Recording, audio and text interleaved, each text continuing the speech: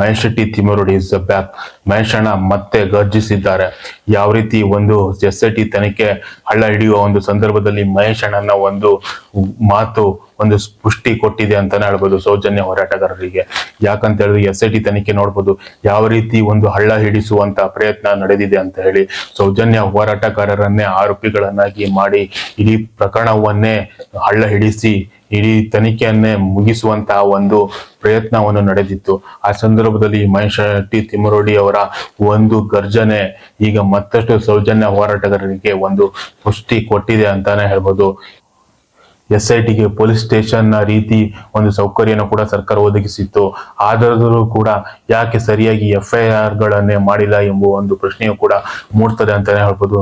ಯಾರ ಒತ್ತಡಕ್ಕೆ ಒಳಗಾದ್ರು ಎಂಬ ಒಂದು ಪ್ರಶ್ನೆಯು ಕೂಡ ಮೂಡ್ತದೆ ಅಂತಾನೆ ಹೇಳ್ಬೋದು. ಯಾಕೆ ಸೌಜನ್ಯ ಹೋರಾಟಗಾರರು ಮತ್ತು ನ್ಯಾಯಾಲಯವೇ ಉತ್ತಮ ಅಧಿಕಾರಿ ಅಂತ ಹೇಳಿ ಹೆಸರು ಪಡೆದಂತ ಪ್ರಣಬ್ ಮೊಹಂತಿ ಅವರನ್ನು ಕೂಡ ಸೌಜನ್ಯ ಹೋರಾಟಗಾರರು ಕೂಡ ಅವರ ಹೆಸರನ್ನು ಕೂಡ ಸೂಚನೆ ಮಾಡಿದ್ರು SITಗೆ. ಆದ್ರೂ ಕೂಡ ಯಾಕೆ ತನಿಖೆ ಸರಿಯಾದ ರೀತಿಯಲ್ಲಿ ನಡೀತಾ ಇಲ್ಲ ಎಂಬ ಒಂದು ಪ್ರಶ್ನೆ ಕೂಡ ಮೂಡ್ತದೆ. ಯಾಕಂತ ಹೇಳಿದ್ರೆ ನಿಜವಾದ ಆರೋಪಿಗಳಿಗೆ ಇದುವರೆಗೂ ಕೂಡ ನೋಟಿಸ್ ಅನ್ನು ಕೊಟ್ಟಿಲ್ಲ. ಯಾಕೆ ಎಂಬುದೇ ಒಂದು ಯಕ್ಷ ಪ್ರಶ್ನೆಯಾಗಿ ಮೂಡ್ತದೆ ಅಂತಾನೆ ಹೇಳ್ಬೋದು.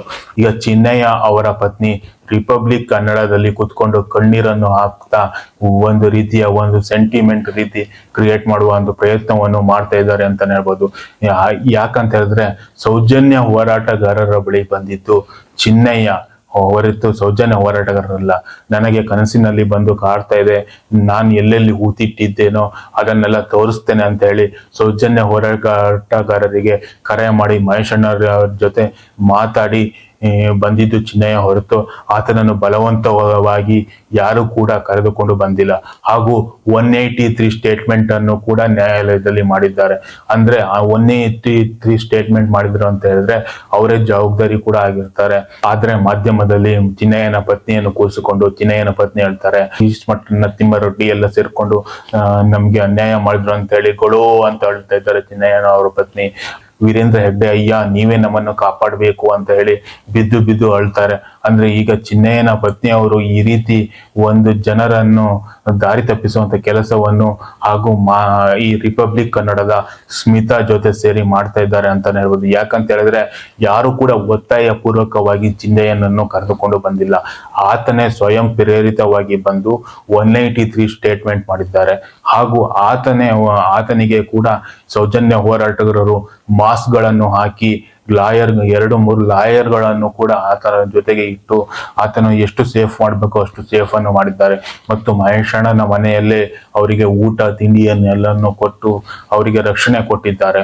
ಇಷ್ಟೊಂದು ರಕ್ಷಣೆ ಕೊಟ್ಟಂತ ಚಿನ್ನಯ್ಯ SIT ಒಂದು ಕಚೇರಿಗೆ ಹೋಗಿ ಬರುತ್ತಾ ಇರ್ಬೇಕಾದ್ರೆ ಈಗ ಏಕಾಏಕಿ ಉಲ್ಟಾ ಹೊಡೆಯೋಕೆ ಕಾರಣ ಏನು?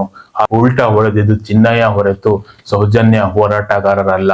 ಸೌಜನ್ಯ ಹೋರಾಟಗಾರರು ಚಿನ್ನಯ್ಯನಿಗೆ ಯಾವ ರೀತಿಯ ಒಂದು ಭದ್ರತೆ ಕೊಡಬೇಕು, ಅದೇ ರೀತಿಯ ಒಂದು ಜಾಕೆಟ್, ಬುಲೆಟ್ ಪ್ರೂಫ್ ಜಾಕೆಟ್ ಗಳನ್ನು, ಮುಖಕ್ಕೆ ಮಾಸ್ಕ್ ಗಳನ್ನು ಹಾಕಿ ಆತನ ಹಿಂದೆ 2-3-4-5 ಲಾಯರ್ ಗಳನ್ನು ಕೂಡ ಜೊತೆಗೆ ಕಳುಹಿಸಿ ಆತನಿಗೆ ಎಲ್ಲಾ ರೀತಿಯ ಒಂದು ರಕ್ಷಣೆಗಳನ್ನು ಕೊಟ್ಟಾಗಲೂ ಕೂಡ ಆ ಚಿನ್ನಯ್ಯ ಉಲ್ಟಾ ಹೊಡೆದಿದ್ದೆ ಆತನ ಒಂದು ದುರದೃಷ್ಟ ಅಂತಾನೆ ಹೇಳ್ಬೋದು.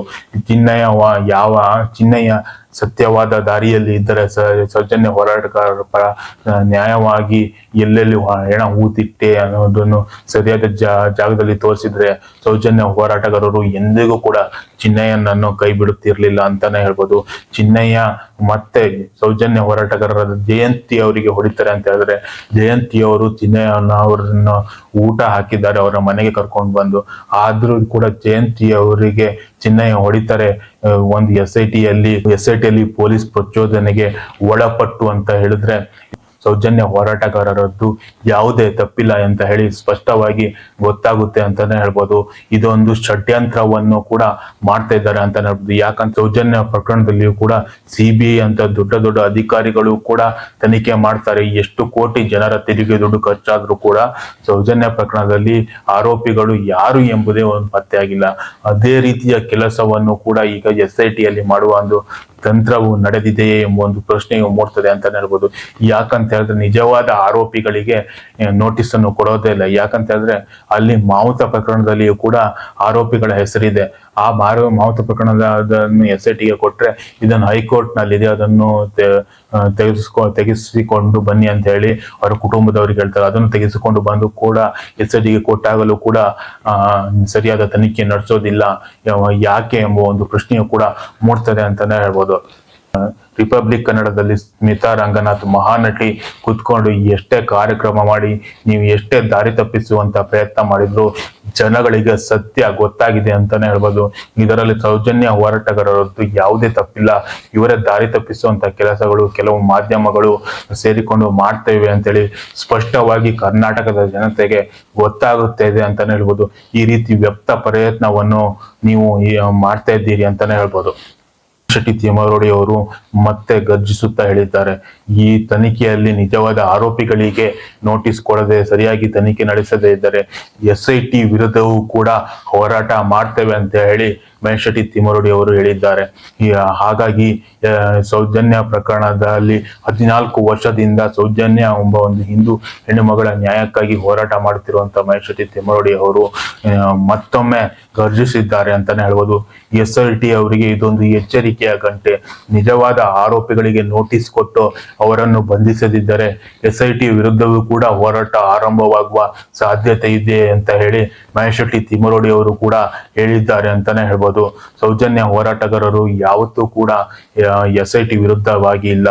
SIT ತನಿಖೆ ಸರಿಯಾದ ರೀತಿಯಲ್ಲಿ ನಡೆಯಬೇಕು. ಯಾಕಂತ ಹೇಳಿದ್ರೆ ಸೌಜನ್ಯ ಹೋರಾಟಗಾರರನ್ನು ತನಿಖೆ ಮಾಡಿದ್ದಾರೆ. ಈಗ ನಿಜವಾದ ಆರೋಪಿಗಳಿಗೆ ನೋಟಿಸ್ ಕೊಟ್ಟು ಅವರನ್ನು ಕೂಡ ತನಿಖೆ ನಡೆಸಬೇಕು.